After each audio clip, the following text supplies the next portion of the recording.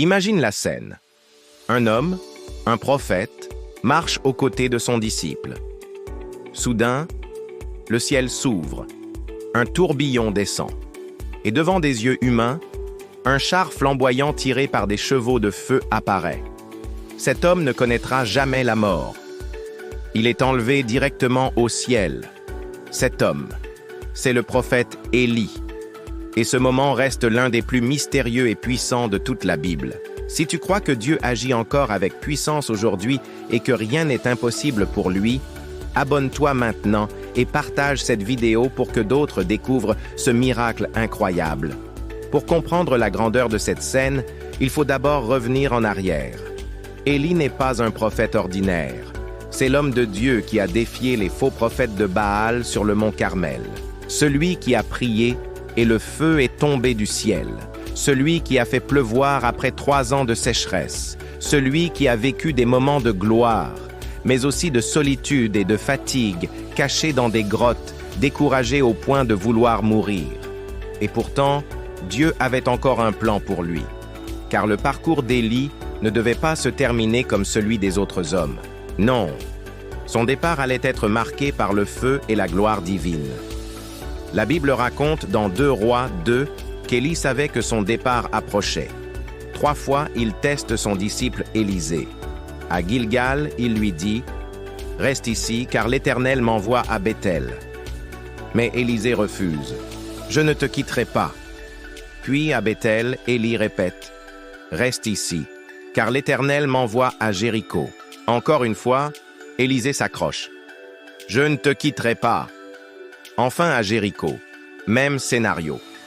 Élisée savait qu'une double portion de l'esprit d'Élie dépendait de sa fidélité. Alors il s'accroche, coûte que coûte. Et tous deux arrivent au bord du Jourdain. Élie prend son manteau, frappe les eaux, et le fleuve s'ouvre en 2. Une dernière fois, la puissance de Dieu se manifeste à travers lui. Il traverse à sec, comme Moïse à la mer Rouge, comme Josué avec l'arche. C'était le signe. Dieu est le même hier, aujourd'hui et éternellement. Et là, c'est le moment. La scène que personne n'oubliera jamais.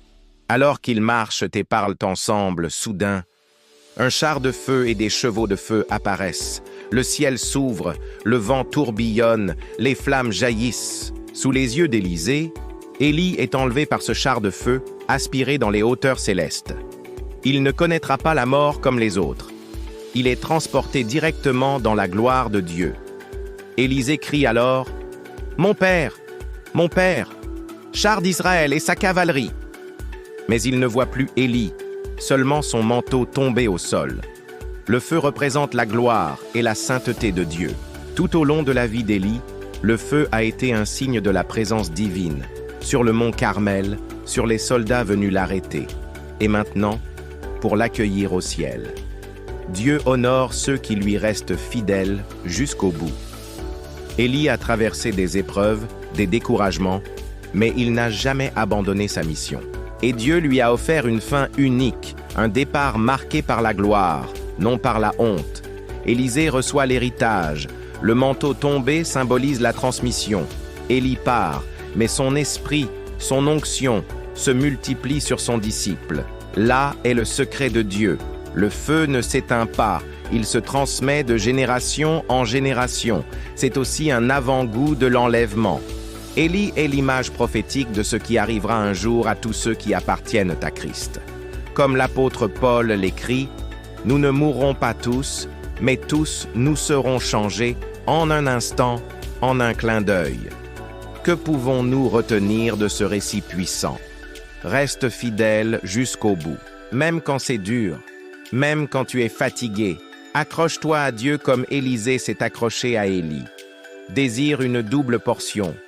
N'accepte pas une vie spirituelle minimale.